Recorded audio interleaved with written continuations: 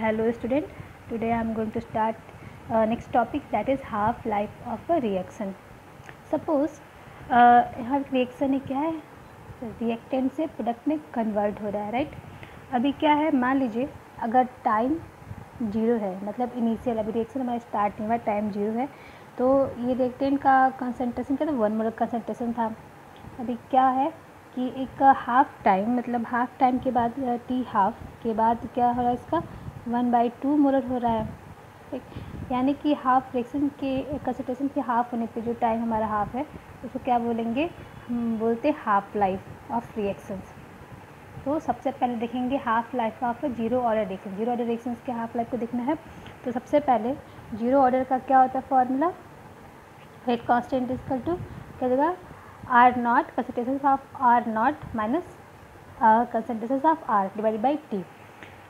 क्योंकि यहाँ पे हमारा जो रिएक्टेंट है वो क्या है, हाफ लाइफ टाइम में करना है हमको, तो हाफ लाइफ के लिए क्या हो जाएगी, क्योंकि फाइनल है, ये फाइनल जो हमारा था वो निकाल थे, तो इसका हम क्या करेंगे हाफ लाइफ टाइम में. पहले तो टी हमारा क्या हो जाएगा, टी हाफ हो जाएगा,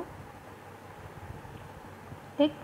और हमारा रिएक्टेंट क्या हो जाएगा, आर स्कर्ट हो जाएगा r not divide by 2, half है ना. अब इसको हम क्या करेंगे, इसकी वैल्यू इस सेक्शन में पुट करेंगे तो क्या मिलेगा, k equal to r not minus r not by half divide by t half.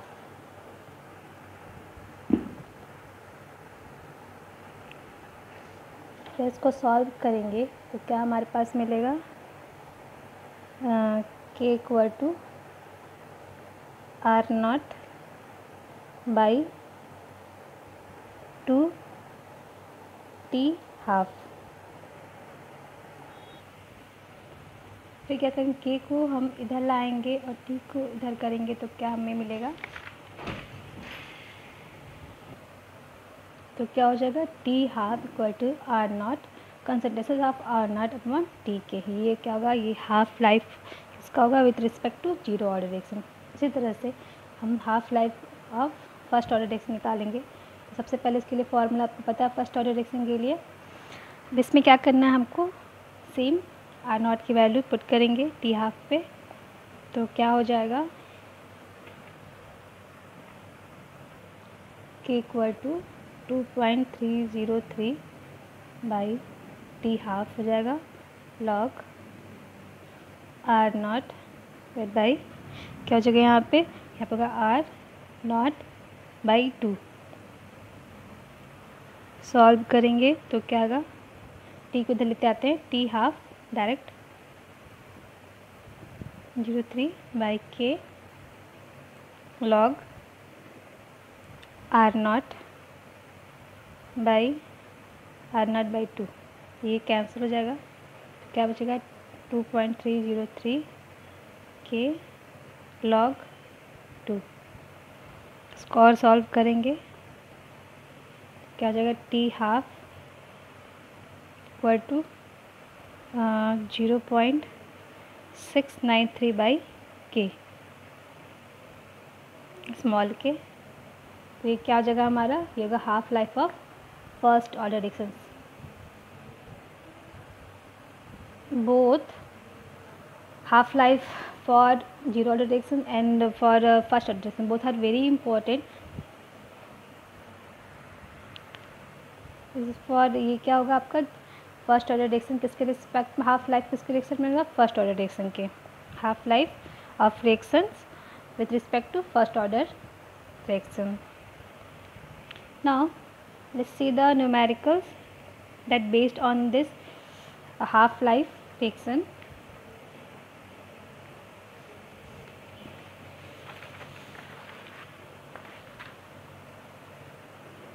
ये क्या हमारे पास NCERT का एक क्वेश्चन देखते हैं.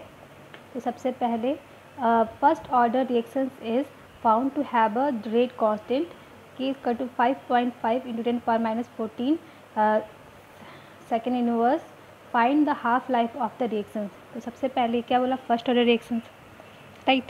फर्स्ट ऑर्डर रिएक्शंस है, फर्स्ट ऑर्डर रिएक्शन के लिए फॉर्मूला हम क्या अप्लाई करेंगे, ये क्या बोला इसमें, find the half life of the reactions. तो क्या होगा, t equal to t half by 0.693 small के। ये क्या हो गया, ये आपका हो गया फर्स्ट ऑर्डर रिएक्शन के लिए फॉर्मूला फॉर, ये फॉर्मूला है।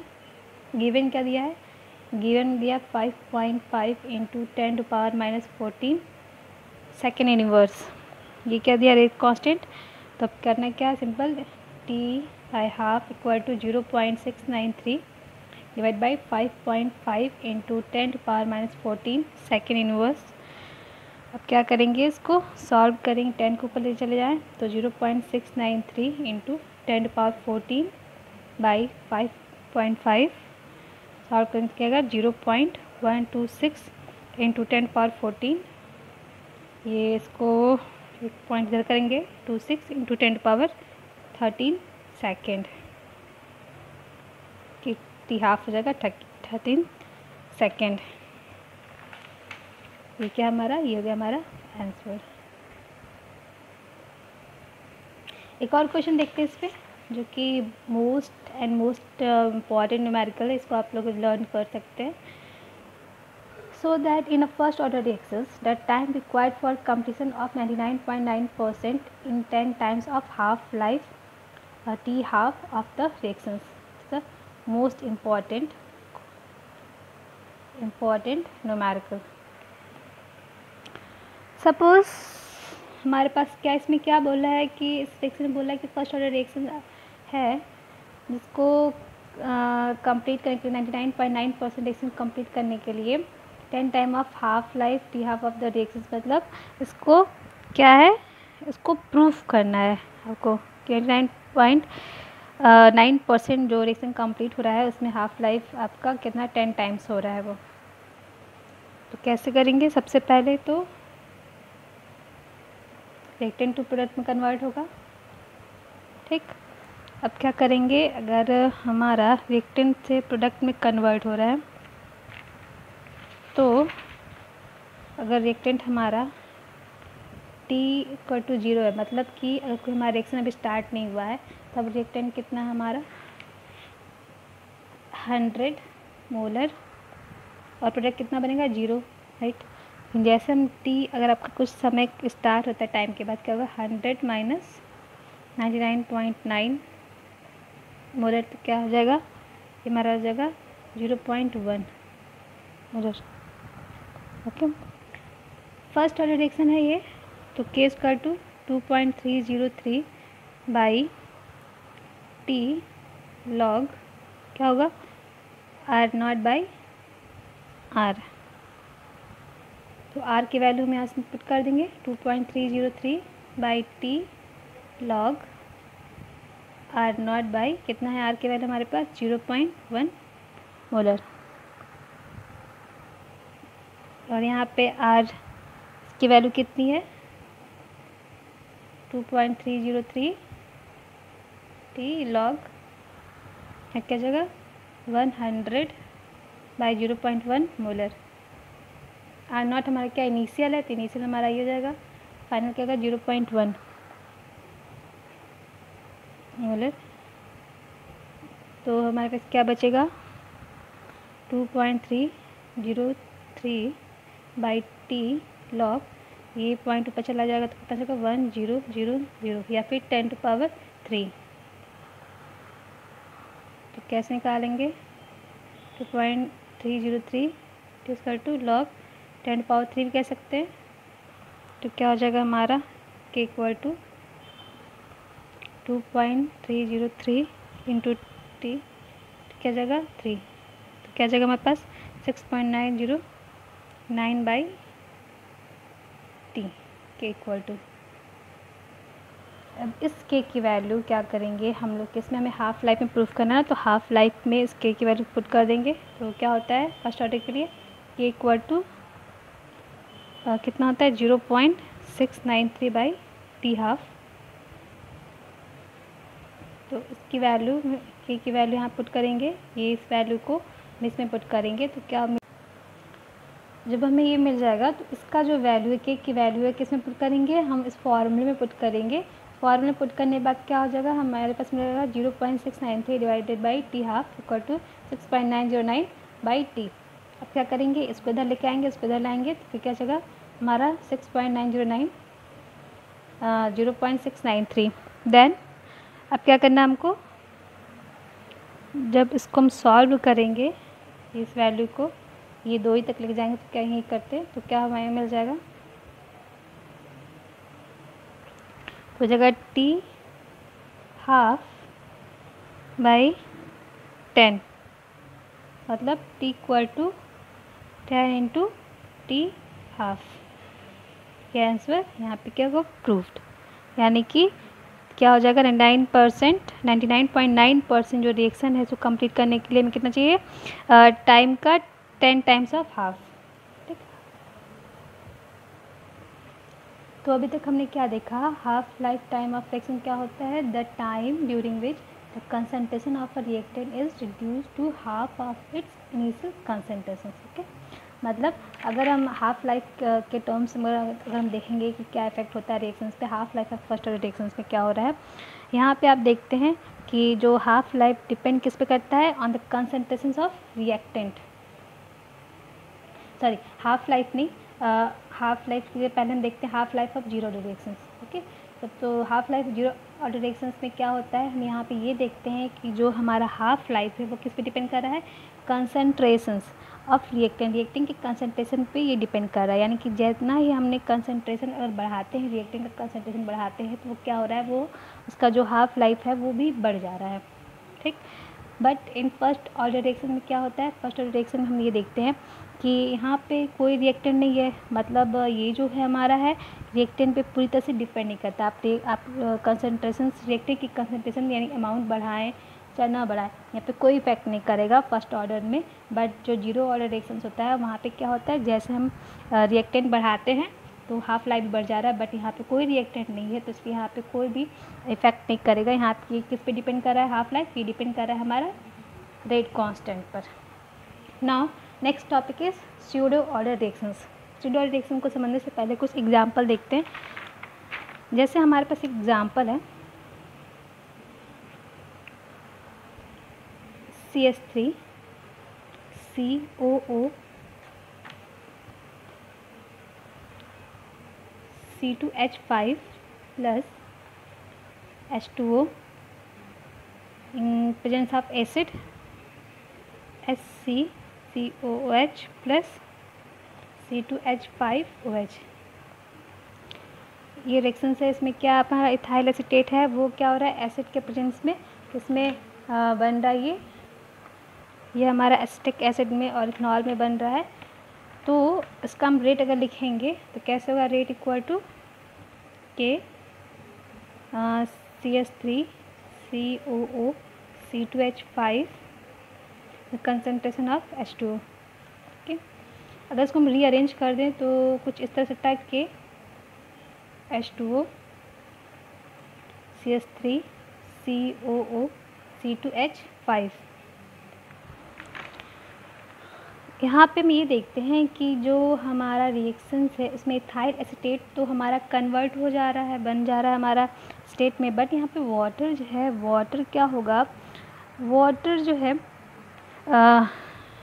वाटर में कितना चेंज हो रहा है, तो इसमें वाटर में ज़्यादा चेंज तो नहीं हो रहा है, तो इसको हम लोग एकदम बहुत ही बहुत कम मात्रा में वाटर में चेंजेस हो रहे हैं, वाटर जो है बहुत ही कम मात्रा में चेंज हो रहा है, इसलिए उसमें क्या कर सकते हैं हम लोग, यानी कि कह सकते हैं कि जो रिएक्शन है पूरी तरह से किस पे डिपेंड हो रहा है, हमारे इथाइल एसीटेट पे डिपेंड हो रहा है, वाटर पे नहीं डिपेंड हो रहा है। तो इसलिए हम इसको यहाँ पे इस टर्म्स को हम लोग क्या लिख सकते हैं, के H2O को हम लोग कर सकते हैं कैपिटल के स्मॉल के, यहाँ पे इसको हम लोग के को डैश लगा दें इस पर, राइट। अब इसकी वैल्यू यहाँ पुट कर देंगे तो क्या हो जाएगा, रेट इक्वल टू स्मॉल के CH3 COO C2H5। तो इसमें ये है, अगर हम यहाँ पे देखते हैं तो यहाँ पे क्या था, हमारा वन था तो इसके जब ऑर्डर को निकालेंगे जब रिएक्शन की तो क्या हो जा रहा है, हमारा सेकेंड ऑर्डर 1 + 1 इसका 2 मतलब सेकेंड ऑर्डर रिएक्शन आ रहा है। बट एक्चुअल में जब हमने रिएक्शन को देख रहा है तो क्या हो रहा है, एक्चुअल में क्या कि ये वाटर जो रिएक्शंस है ये हमारा किस पे डिपेंड कर रहा है, सिर्फ एक रिएक्टेंट यानी इथाइल एसीटेट पे डिपेंड कर रहा है, वाटर पे नहीं डिपेंड कर रहा है। तो हमारा क्या हो जाएगा यहाँ पे 1, यानी कि ये हमारा फर्स्ट ऑर्डर रिएक्शन हो जाएगा। 1 मतलब फर्स्ट ऑर्डर रिएक्शन, ये फर्स्ट ऑर्डर रिएक्शन हो गया। बट एक्चुअल में सेकेंड ऑर्डर दिख रहा था, हमें देखने में सेकेंड ऑर्डर लग रहा था, ठीक। ये मतलब ये दोनों पे डिपेंड कर रहा था, वाटर और इथाइल एसीटेट पे, बट एक्चुअल में किस पे डिपेंड कर रहा है, सिर्फ इथाइल एसीटेट पे डिपेंड कर रहा है, वाटर में तो कोई डिपेंड नहीं कर रहा है। मतलब अगर मान लीजिए हमारे पास इथाइल एसीटेट है CH3 COO C2H5 plus H2O था, ये क्या बना रहा था हमारा, ये CH3 COOH प्लस C2H5OH बना रहा है, ठीक। अब क्या करें, अगर इसको हम यहाँ पे एक टाइम t कर टू 0, अगर हमारे इनिशियल रिएक्शन में हम मान लिया हमारे पास कितना है 0.1 मोलर इथाइल एसीटेट है, वाटर कितना है 10 मोलर है, ये इनिशियल में तो कोई प्रोडक्ट नहीं बनना है तो 0 हो जाएगा। अगर एक टाइम पे कुछ टाइम के बाद देखेंगे तो क्या हो रहा है, ये हमारा पूरी तरह से रिएक्शन में चला जा रहा है और यहाँ पे क्या बन जा रहा है 0.1 मोलर एट ये 0.1 मोलर बन रहा है, बट यहाँ पे कितना आ रहा है 9.9 मोलर, यानी कि इसमें क्या आ रहा है, इसमें 0.1 से तो 0 में कन्वर्ट हो रहा है पूरी तरह से, इसमें ये बन जा रहा है प्रोडक्ट में, बट यहाँ पे क्या है बहुत लेस अमाउंट में चेंजेस हो रहा है, राइट। यहाँ पे वाटर में बहुत लेस अमाउंट में, वाटर कंसनट्रेशन में कोई बड़ा चेंज नहीं हो रहा है, इसलिए हम वाटर को यहाँ पे नेग्लिजिबल कर सकते हैं, ठीक है, नेग्लिजिबल कर सकते हैं वाटर को। तो क्या हो जाएगा, इसलिए हम इसको क्या करेंगे, यहाँ पे वाटर को हम लोग के मान लेंगे, तो हमारा क्या हो जाएगा फर्स्ट ऑर्डर रिएक्शंस। तो इसी को बोलते हैं हम लोग स्यूडो ऑर्डर रिएक्शन, यानी कि जो देखने में फर्स्ट ऑर्डर, देखने में सेकेंड ऑर्डर लगता है बट एक्चुअल में फर्स्ट ऑर्डर रिएक्शन होता है, ऐसे रिएक्शन क्या बोलते हैं स्यूडो ऑर्डर रिएक्शन। एक और एग्जाम्पल हम देख सकते हैं,